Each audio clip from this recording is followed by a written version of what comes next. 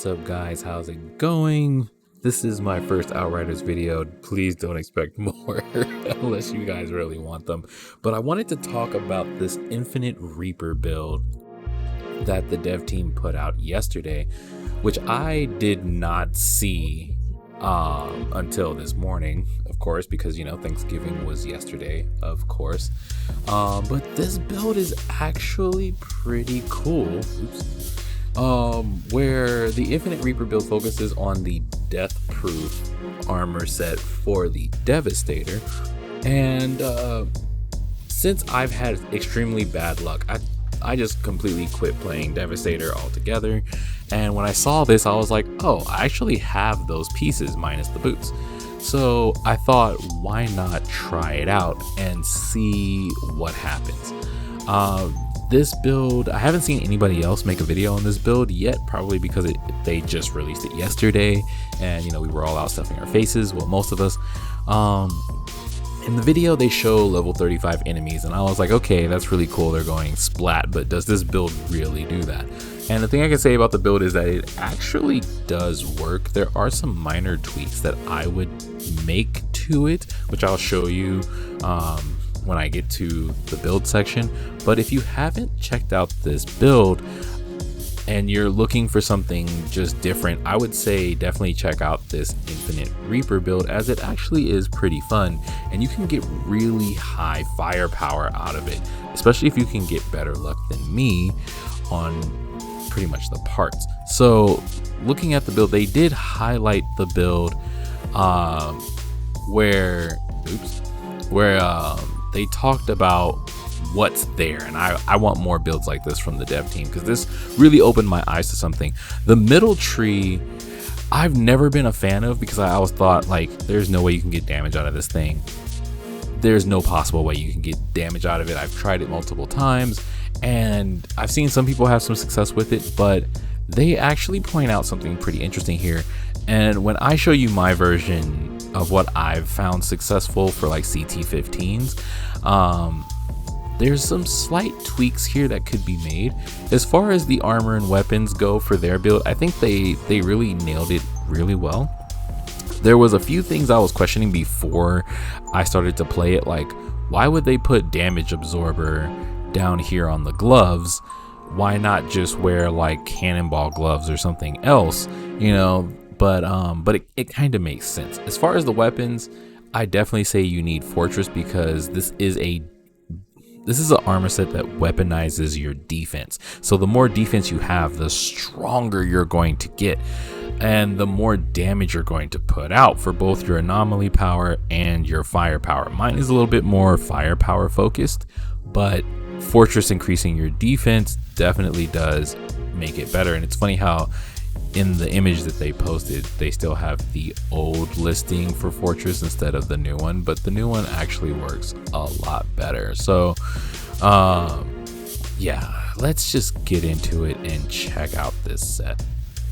All right, so here we are in game, and like I said, for me, I haven't had good luck with this game playing Devastator. I have not had good drops at all. But as you can see here over at the top left, I have 244,000 firepower, which honestly is very good, and gets higher as you play in game. 55.3 thousand anomaly power. I didn't want to go too hybrid. I wanted to go a little bit more on the firepower side, as I could kill enemies a little bit better, and also I could get better at killing bosses with the firepower from what I have.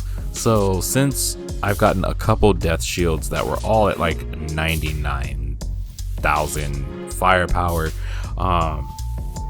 not caring about the firepower, but at least caring about the Fortress skill. Fortress seems to do really well since it gives you that extra armor, and like I said, this is a weaponizing armor set, not really just going for pure firepower, which is really different. So just going for that, using Shadow Comet like they said in the video. If you watch the video on their Twitter, they definitely advise using Shadow Comet, because when you're using skills like Endless Mass, you're pulling enemies together, and then Shadow Comet, AoE damage, I'm pretty sure Because of that, I use Moaning Winds and Clip Combustion just for the extra AoE in between cooldowns and in between shots, sort of like to rotate the Shadow Comet and the Moaning Winds. In the video, they did show Moaning Winds, which was on Thunderbird, which was interesting because there was kind of like two different builds in the video if you really pay attention to it. Like in one version of the build, Moaning Winds was on Death Shield at some point, and then Moaning Winds was on Thunderbird, and then Shadow Comet was on, like, it just kept switching. I don't know, like it kept switching. I guess whoever was recording it was still testing while they were recording. So yeah, I definitely noticed that. Thunderbird, I did try it out with Thunderbird. It was pretty well, especially with really high firepower. It really did work, especially with the Storm Whip applying the damage, and then the Shadow Comet applying damage, and then going into Moaning Winds really just helped it out. But for me, I saw that Fortress giving you that extra increase in armor made it, just made it, you know, what it's supposed to be, because it gives you that extra damage and you need that. So getting into it, just like how they had it in their video and how they had it in the clip for the breakdown of the build, you definitely do want 4 pieces, which is kind of weird to have 4 pieces of a single armor set, but there's a reason for that, and it took me a while to figure out why. So you have a large increase on firepower when it comes to the Death Proof armor set, and the set bonus reduces the cooldown of Boulder Dash by 90% and increases the firepower by 15% of your armor. So you can already see how it's weaponizing armor. When we get into the class tree, you'll see where I'm going with this further. So yeah, like they showed in the clip, Mosh Pit giving enemies vulnerable when you're bringing them together. Boulder Dash reduces their resistance, so that way you can do more damage to them.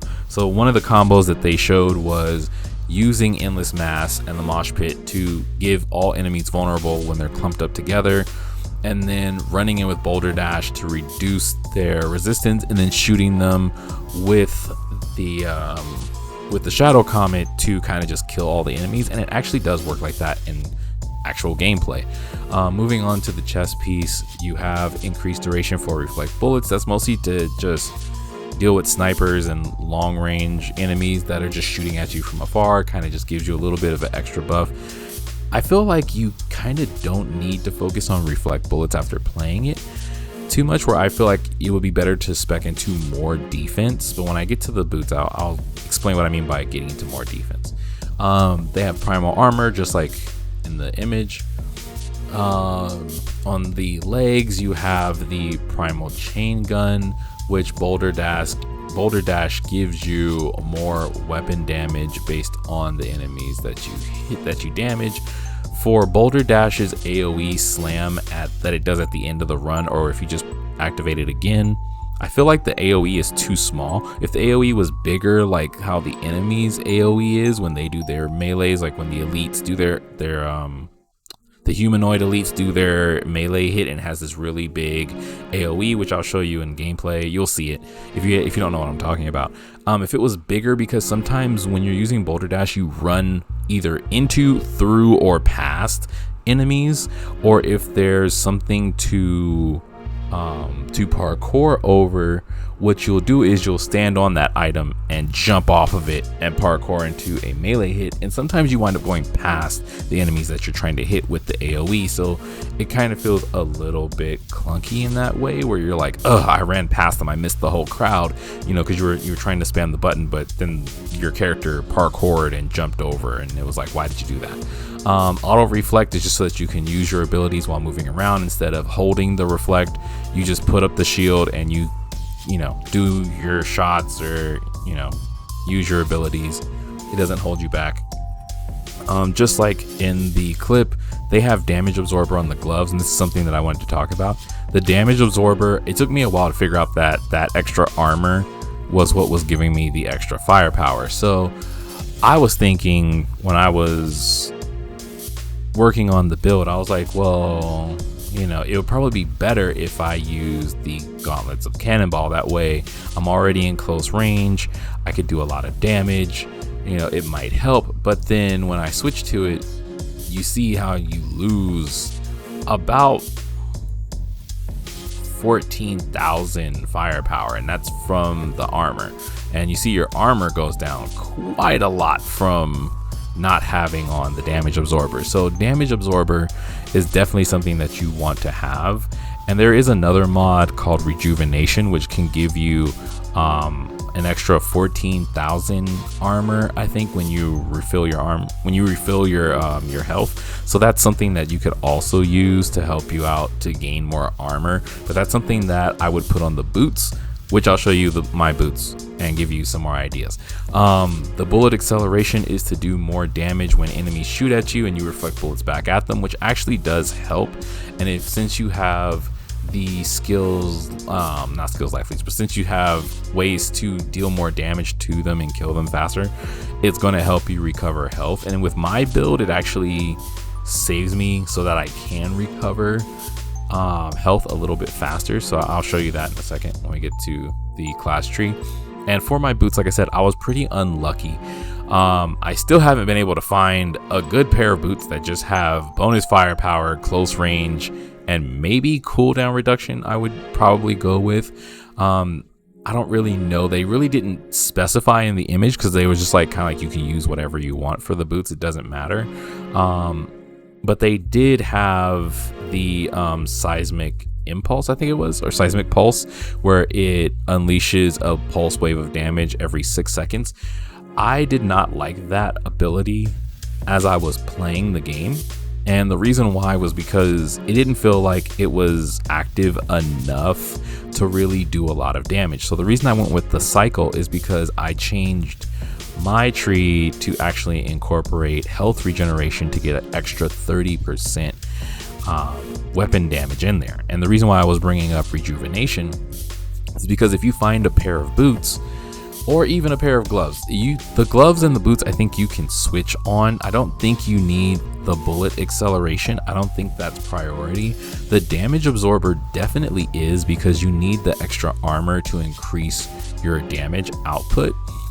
But if you could, this is what I would say, if you could find something that has either the cycle or the rejuvenation mod on it for gloves or boots, and then add on the other, like the cycle, and add on damage absorber, I think rejuvenation, the cycle, damage absorber are the 3 mods you definitely want to have as extra. And then I would probably add on something like Captain Hunter to really just help you deal with bosses and elites, because it took a while for me to beat Frontline, because Moloch by himself just, you know, like he's just got a lot of health, so, and he moves a lot, so he's doing a lot of damage, he's moving. It kind of just made this build struggle. But for everything else, I did pretty well. And the reason why I went with the more weapon damage was just because I needed to do more damage overall.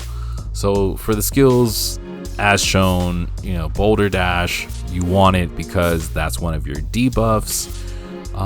Reflect Bullets is just to keep you alive while enemies are shooting at you, because they do shoot at you pretty rapidly, so that at least sends the damage back at them, which gives you some safety, which allows you to either, you know, run around, take cover, or deal with bosses or enemies that, you know, are right in front of you. And then of course Endless Mass to pull enemies together, give them vulnerable, add more debuff, and group up enemies so that way you can kind of just deal with them in one fell swoop type of thing. All right, so here is the class tree and the changes that I made to it. Feel free to pause it if you need to. This is something that after testing all this morning, it's around like 3 p.m. right now, I found that this was just really helpful, and I'm going to go into it one at a time. So, of course, since I said this is all about weaponizing your defense, you want to hit every defense node. So you want all the tank nodes for 20% armor. So that's 20, 40, 60, 80 additional armor that you're getting just right off the bat, just flat armor. You want that.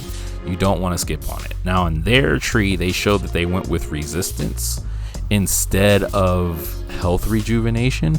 And when I was testing it, I didn't see the resistance increase my overall armor, so I just decided not to go with it. I still have resistance here a bit, but you know, it's not really something you can pass. You can't just skip over it. You have to have it. So it's a small amount of resistance. It gives you about 10 resistance on average, but it's okay. So what I did instead of going with the strong arm, because I found myself not really using melee as much with this build, I decided to go with Vim and Vigor.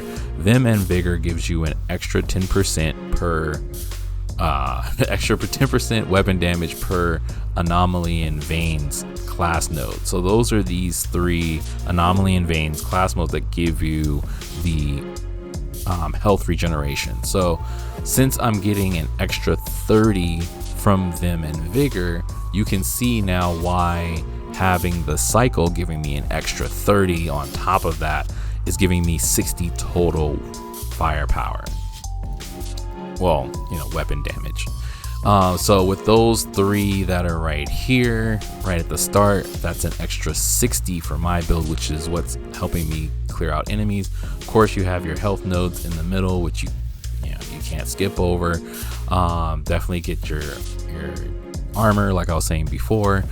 Stone cycle, they used it, and I see, for me, it actually worked because having reflect bullets on, it kills some of the weaker enemies that are close by, and that gives you health, which keeps you alive. So I definitely agree with that. Heirloom armor, it seems to work. That's why I said, like, killing enemies closer to you, helps you stack your armor and keeps you alive, which is why the reflect bullets really helps, because when those small enemies, those grunts, are like nearby and they die, you get their armor, and then you're also keeping them closer, so that way you're getting more armor and you're getting more damage. Other than that, everything else is pretty self-explanatory. You can just follow it all the way to the end, and of course at the end you get increased firepower and anomaly power, which caps at 40 for every 5% of your armor. So this is what's allowing you to weaponize your armor, but it doesn't seem like it caps with this build, because I've done this before plenty of times, and being at 221 armor, I don't know, it feels different. Maybe it's because of the rework for New Horizon, but I never got my weapon damage up this high before with a similar build. Even with using cycle and everything else, I wasn't using death proof before. I was just using generic I forgot what they were called, the purple gear. I forgot what they were called. I wasn't using legendaries or set bonuses, but I definitely see with the set bonus from death proof, that extra 15% firepower for 15% of your extra firepower based on 15% of your armor, sorry, tongue-tied, definitely does make a difference, and definitely does help you stick around. So for this tree being in the middle, I thought that going up would be better because of the bonus firepower, but after seeing how much armor you're getting, and then how it's increasing your anomaly power so that your skills do at least something, they are mostly there for the debuff, but you're mostly getting your firepower out of this. The regeneration buff for the 60% firepower off of just having health regeneration, which keeps me alive longer, really helped. And overall, it's actually a different build that I'm used to, and I haven't seen anybody build like this, and it actually is pretty fun to play. So I'm not going to ramble on too much, but that's pretty much the build. I just kind of wanted to say, like, I look forward to more builds like this from the dev team, because they did promise us more spotlights and dev builds, like when the demo was out. I wish they would put out more builds like this. I definitely do like this build, and I want to see them post more on their YouTube channel with these builds, because that was on Twitter, and that video for the Infinite Reaper build is not on YouTube, and I want to see it on YouTube so I can really look at it better without having to like have my phone next to me or switch between screens. But like I said, it's a different build. It's fun. It's not something that you're going to like do speed runs with, but it definitely will get you through CT15 if you take your time and you don't try to rush everyone, knowing when to back off, especially with elites. Like if you have elites that are putting up shields around other enemies, that will make you feel like the build is crap because it's hard to get through the damage the way that they had it. But the way that I modified it, when they put up those shields or they give themselves extra armor, the extra firepower deals with that really fast. So when doing things like frontline or the chem plant or humanoid enemies that have abilities like us, when they have armor and those light bubble shields, it just really sucks. But other than that, it's a really good survivable build, and I definitely want to see more from it. So that's it for this video. I'm just going to leave you with some gameplay. Win or lose, you know, it's just going to be like maybe like 15 minutes of it so you can see it in action and see how much damage I'm doing, and see what the struggles are. I don't know what mission I'm going to do yet, but I'm just going to leave that up to you guys to watch. If you like this video, let me know your thoughts on the Infinite Reaper build from the dev team, and if you would like to see more of these videos from the dev team where they're giving us ideas and different ways to play, because they definitely said there's going to be another video, so I'm interested to see how that is. But yeah, I've said enough. Anyway, I'll see you guys later. Enjoy the gameplay. Peace out.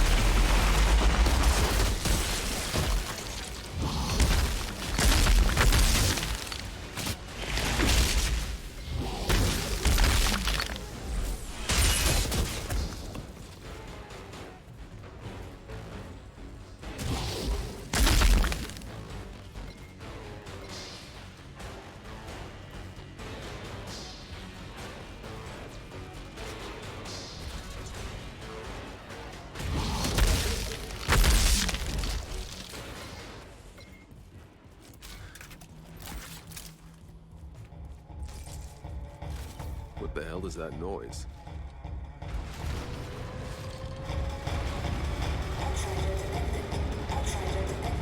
It's like I've wandered into some maniac's idea of a party. Would you look at that? There's a pod here.